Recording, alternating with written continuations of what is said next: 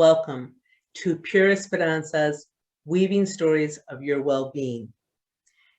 This is a series and a workshop brought to you by PureEsperanza, and we are a non-profit organization dedicated to bringing forth consciousness while educating body, mind, and soul in the art of well-being. Today's topic is presence in the pandemic. And we have our dear friend who is also a board member and has so many talents, some of which are a copywriter and an environmental activist and eco-friendly advocate, and also the CEO and founder of Greenwriter LLC. She also has a beautiful passion for storytelling. And when I first met Balaka Ghosal, I was just amazed at all that creativity that flowed from her and how she was able to tell stories that lent so much relevancy to the moment. So today with us, we have Balaka. Thank you for being here, Balaka. Thank you so much for having me, Esperanza. It's been a grand journey with these stories and this series. And so we're really excited to be talking about today's topic, which is presence in the pandemic, and how it really is at a moment now as we've gone through over a year now, and all the variations and just the roller coaster ride it's been. And so many things about this particular time that we're in right now really speaks to the idea of presence. This idea that when we're centered and grounded, we can really attend to the moment, as opposed to what can often happen when our mind is racing and thinking and we have this intellectual property that takes over. And it's usually within the confines of what our experiences have been, the immediacy of what we know, and then what we don't know sends us into a tizzy, which is a lot of what the pandemic, I think, did for a lot of people, because there were so many unknown pieces of what we were dealing with, and still, pieces that we don't know. And so much, I think, that comes about with when we're thinking about how things should work out. We want to see it play out a certain way. We have an expectation, we have disappointments, all those kinds of things. And they really are all parts of our thinking that move us further away from being present in the moment and allowing to see what reveals itself.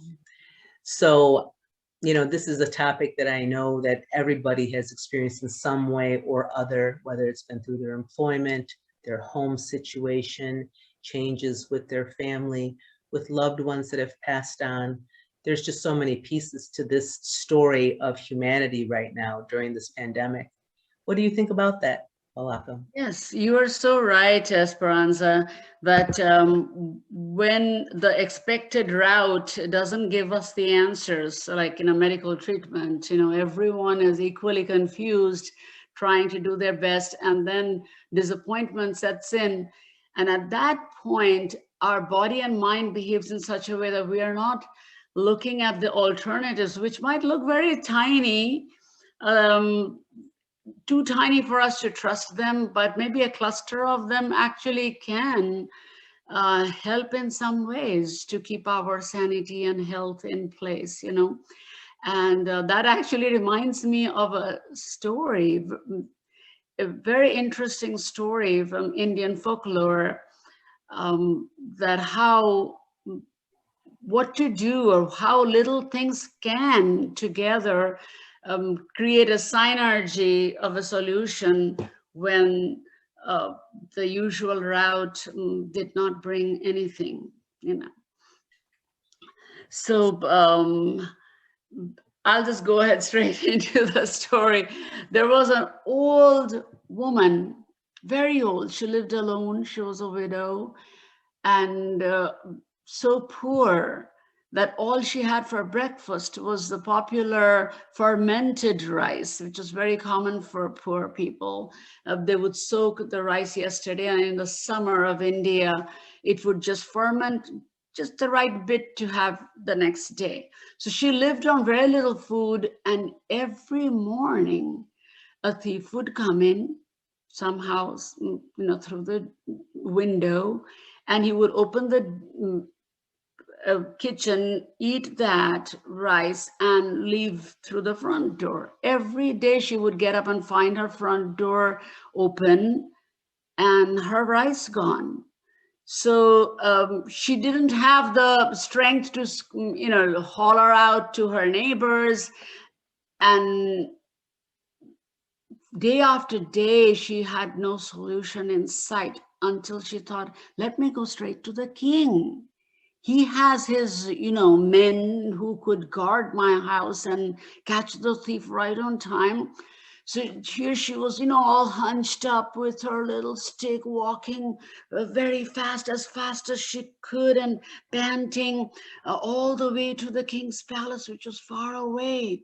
She started early in the morning, and then a tiny catfish, a popular catfish again in Bengal, called out to her, said, hey, old mama, where are you headed so early in the morning? Determined walk. She knew that she was headed somewhere. And the old woman said, I'm going to the king to complain about the thief that comes and eats my breakfast every single day. And the fish said, well, take me. I can help you catch the thief. And the old woman thought, where's the king, who can solve the problem like this? And here's a catfish thing. It can catch the thief. How? Doesn't make sense. So she just moved on without talking to the fish anymore. And a little while later, there was this big tree of bale fruit. Bale is a fruit that has got a hard shell that's smooth, but it looks kind of like a coconut size. But if you break it, it's nice and mushy, orange kind of food that's very good for you. And the bale fruit, ripe, said, hey, old mama, where are you headed so early in the morning? And again, panting, the old woman said, oh, I'm going to the king to catch it, to help him catch this thief that comes every morning to eat my breakfast. And the bellfoot said, well, take me in your bag. I can help you catch the thief. Not again, the old woman thought. Here's a catfish offering help, here's a bellfoot offering help, and I don't know what they will do to catch the thief. It must be a young man who comes in, very strong. What are they talking about? I'm going to the king who can solve it like this. So she heaved on without stopping. And then finally, there was another sickle lying by the pond, and said, hey, old mama, where are you headed? And she was too tired by then. The palace was still quite a long way off. She knew she had no time for these conversations. In every minute, the sun is rising further up, making it worse for her in that heat. She's just managed to say, I'm going to the king to help me catch the thief who eats my fermented rice every single day. I'm living without food practically. And the sickle said, take me. Well, that looks like a weapon, kind of makes sense, but I don't know, how am I going to use the sickle? She still thought she had to be proactive to use the sickle. I said, no, that's not really my thing. And she moved on.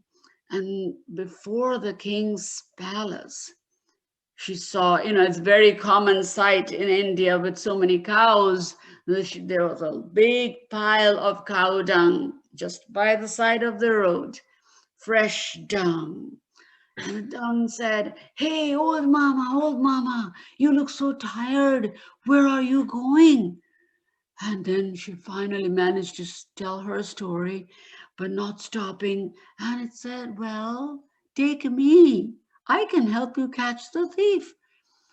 And she said, well, come on, you're such a fresh pile of dung. How am I going to even take you home? Come on, I'm going to the king. It's almost there. I can see the palace. So she entered with a lot of hope to the court. The court was on, and one by one, everyone were placing their grievances, and the king was giving some solution. And finally, when it was her turn, she mentioned with all humility that my breakfast is being eaten up by a thief. My breakfast of fermented rice. It's a poor man's diet.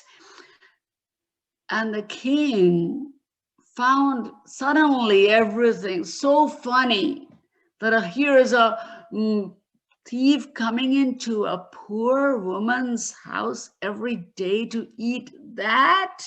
Like, come on, fermented rice, that's not even, well, people think it's yummy, but to a king, it was like the worst food one could choose. So he just cracked up and he started laughing. So everyone in the court, just to please the king, also started laughing. And the old woman was like stunned beyond belief. Well, yeah, of course, the thief must have been really poor that he made that choice, that even this fermented rice was kind of enough for him.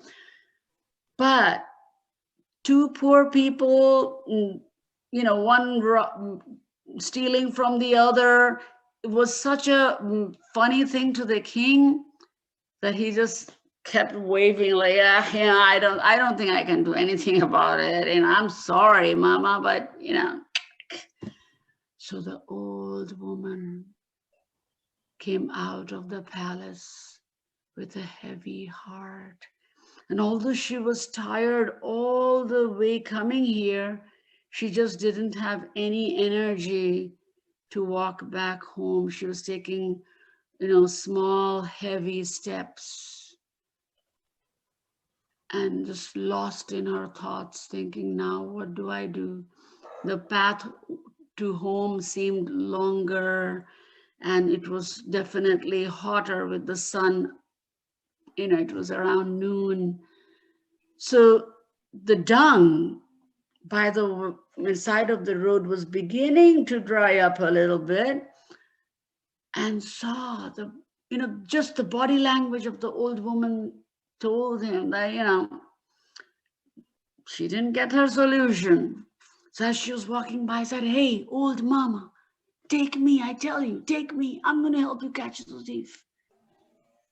And then she just listened and thought, well, I really don't know how this dung is going to do it, but I'm going to listen. I said, how do I take you home? He said, well, take that large sal leaf. You see those big leaves? Scoop me up in that and make a cone and take me home.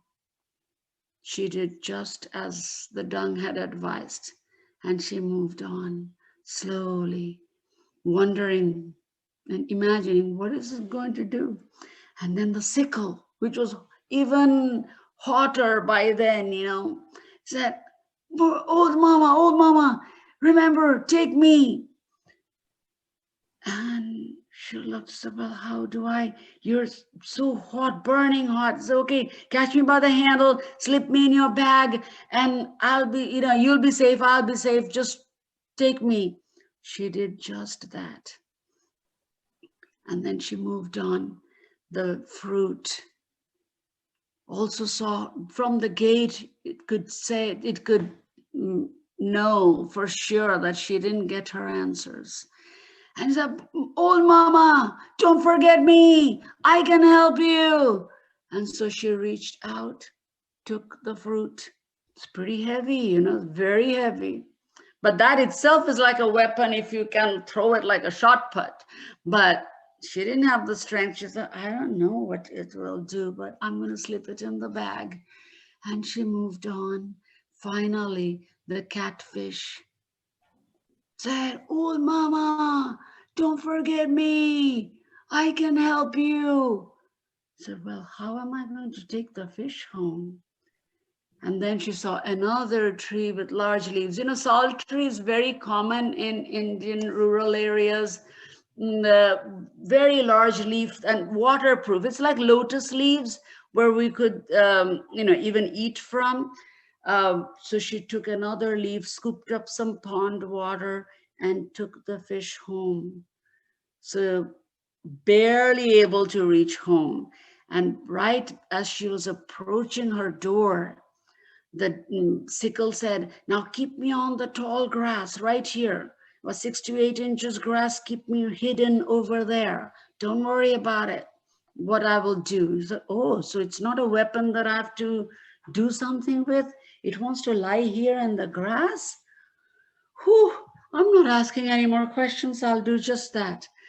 Then right at the door, there is a tiny little wood piece which prevents water or bugs from coming in. The dung said, "Keep me right outside that piece of wood."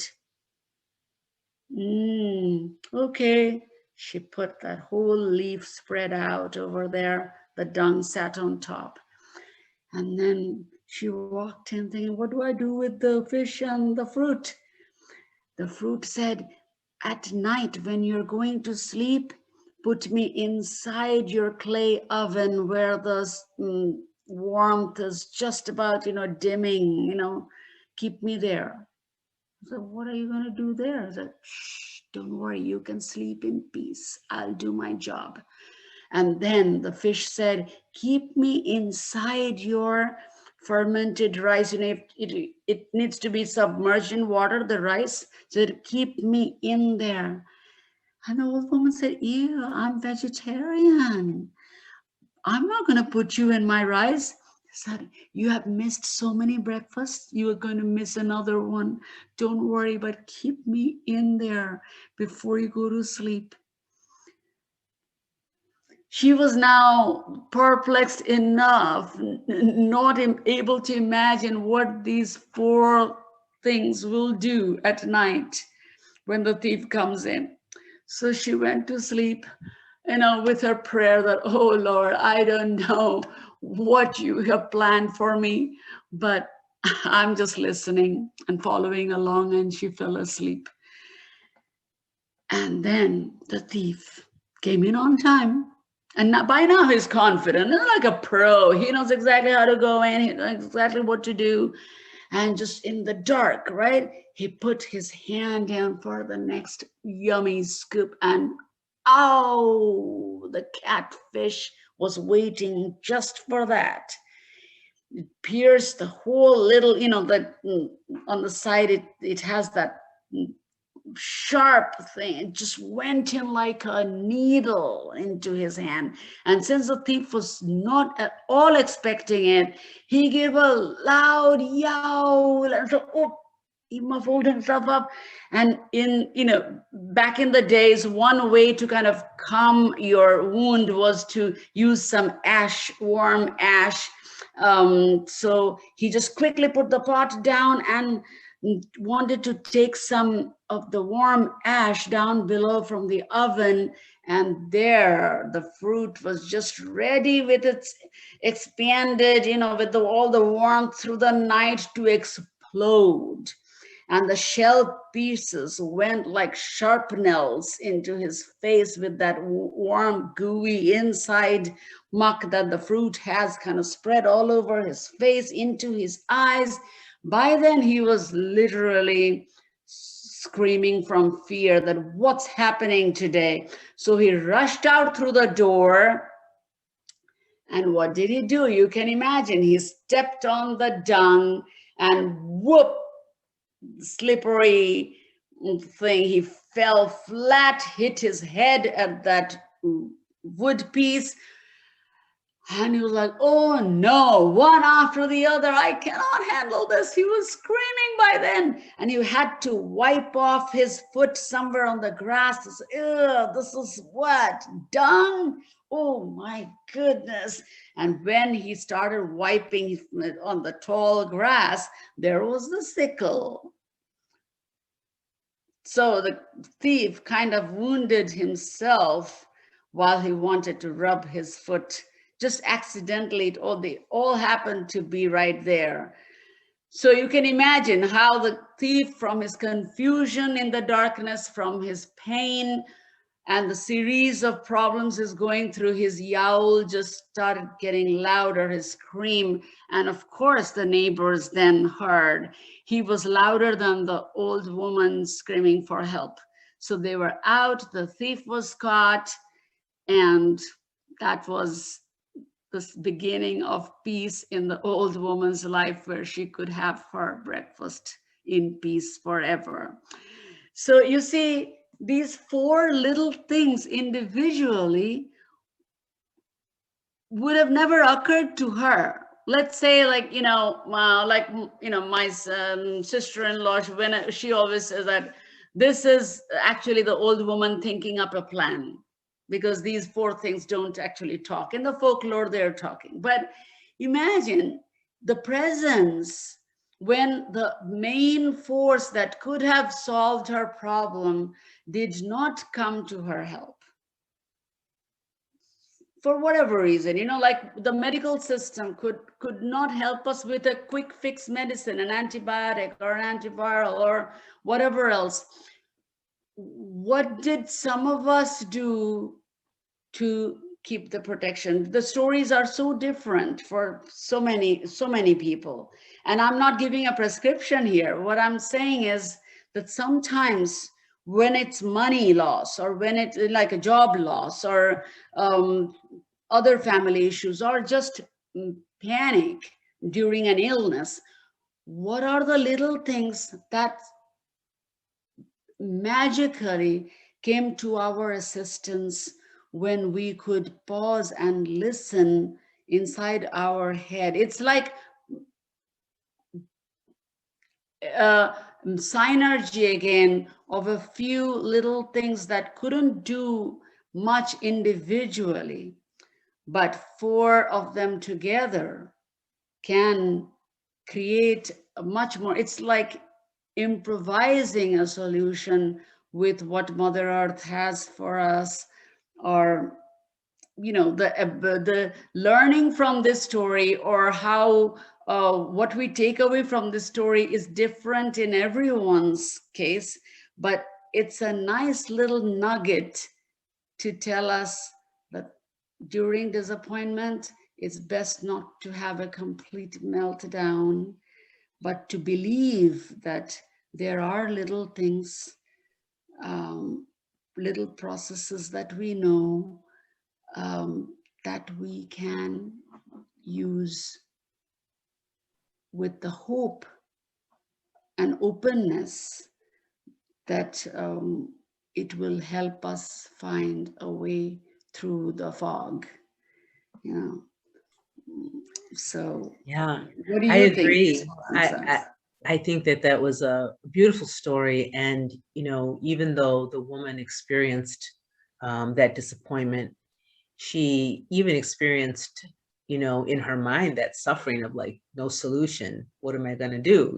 That continuance of whatever it was that she was facing at that moment that was very difficult. But what the other side of that was that it then made her open to being in that position of, I guess I'll try it. I guess I'll just do as it is. That's being present, true to, I think, the way we evolve as human beings often is that it's often a series of unfortunate events, a series of misery or suffering that suddenly wakes us up into having to be more still, accept what it is at that moment. Those are all qualities of presence. And that's inevitably, even though she intellectually couldn't perceive what that strategy was, it unfolded, it revealed itself to her. So that is, I think, true for so much of this time that we're in right now. And what I have heard from a lot of different people experiencing it in different ways, in little ways that are unique to them and their situations, but with the same kind of awareness that has crept into them, and it has allowed them to be more open to receiving Exactly. some kind of understanding or a new solution or another perspective, but something that is allowing them to work with that hope, to be able to Yeah. find resources that they may have not known that they had. Or an old resource that they have always used for something else, like the sickle has been used to cut grass and not to hide inside under the grass. Right. Or, like the bale fruit is very good for health, but no one has used it to, to explode. Oh, yes. The unconventional use of something that's very familiar. And, listening and accepting and following along is another component rather than using our own judgment. Because, sometimes doctors give us, like a 6 feet tall, a real hunk is being prescribed by the doctor that take only half a teaspoon of this once a week. And the man thinks like, who? I'm such a stud, and I'm going to take just half a spoon and once a week. Come on, he must be, that's like a baby dose. I'm going to drink the whole bottle up. That's what, my spiritual guide always talks about, that don't use so much of your own thoughts and ideas, because sometimes just listening to that little voice that comes as an advice may actually work out better than you're thinking how to apply it. Like the old woman here, when they're saying, put me inside the oven at night when you go to sleep, made no sense to her. Then what's this talking? But okay, I'm going to do just as you tell me, because my brain is now not working out. Just accept and do as you tell me. And I think so much of what people perceive as a greater will, however it is that they have found that relationship in their life with a source, God, or any other spiritual path or religion in the way that you've named that source. But I think that the greater will is still enacted through us, how we then allow ourselves to move that greater will. And that's very different than willful and willfulness. And that's something that comes from our own ego when we're, we feel that we have the answers, or even sometimes it isn't as intentional as that. Sometimes it's just our own arrogance, because we've relied on that, or we've had a certain amount of experiences. And when I say that, I don't say that as in a judgment of other people, because we're all on a journey. We've all been the fools. We've all been, we've all experienced arrogance. We've all experienced, these different qualities. That's part of that juxtaposition that we face as we evolve. And then we become conscious.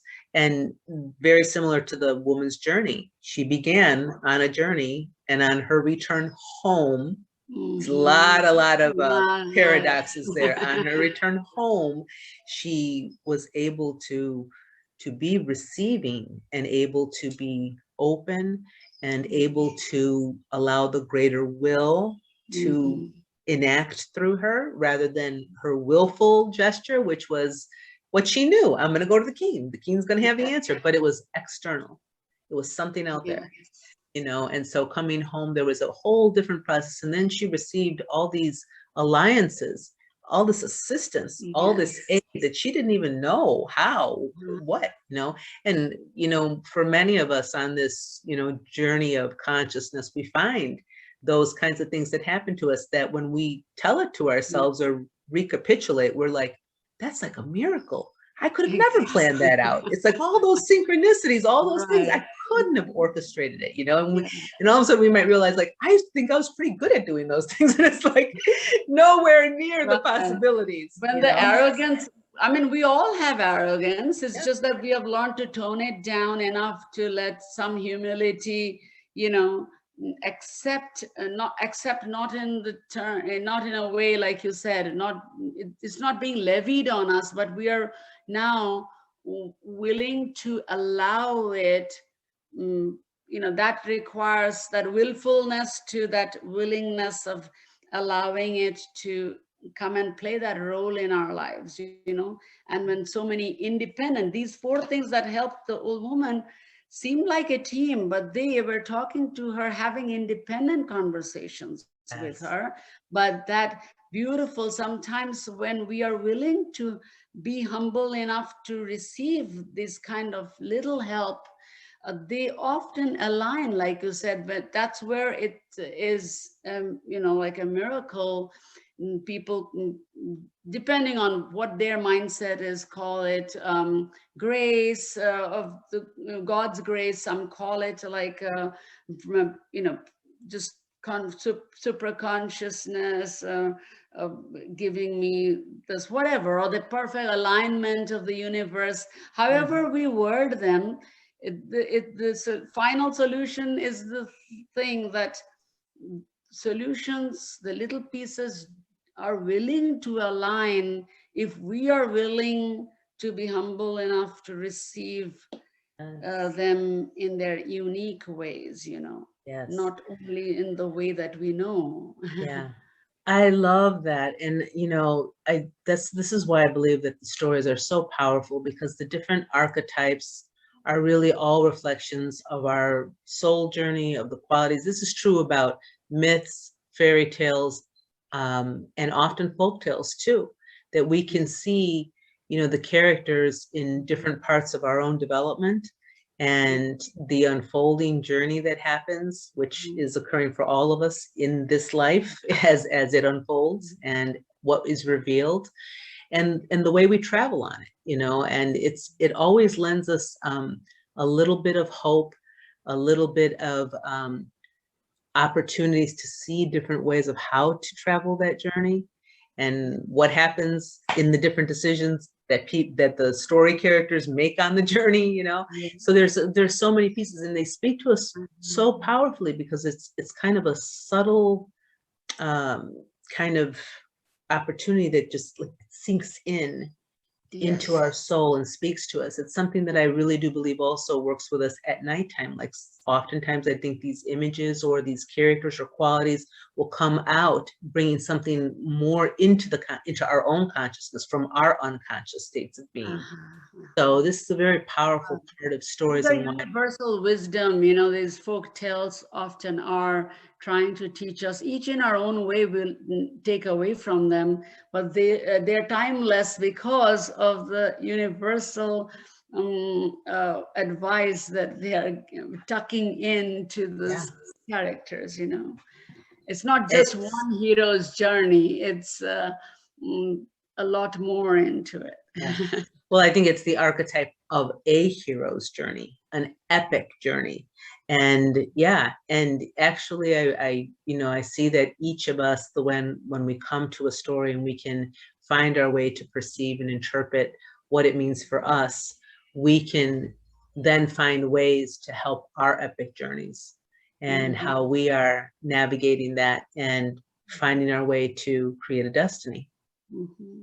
Yeah, and to be thankful for, you know, like I'm sure this old woman has felt thankful for having all these little elements coming to help her. That also helps us to rise, rather than thinking that, oh, I did it, I caught the thief right on time because I planned these four things. No, here these elements, since they are offering the help and she's accepting it, there is a gratefulness that comes at the end of it, you know. Yeah. And not just the yay, the thief is caught. Yeah. There's a sweetness at you know. And the other part that I thought of also is that for all of us at some point, you know, we might be working on something and it might be arduous, difficult, challenging, and we don't see, you know, if it's going to turn out the way we would like it to, or whatever that project might be, or, you know, whatever dream we're working on.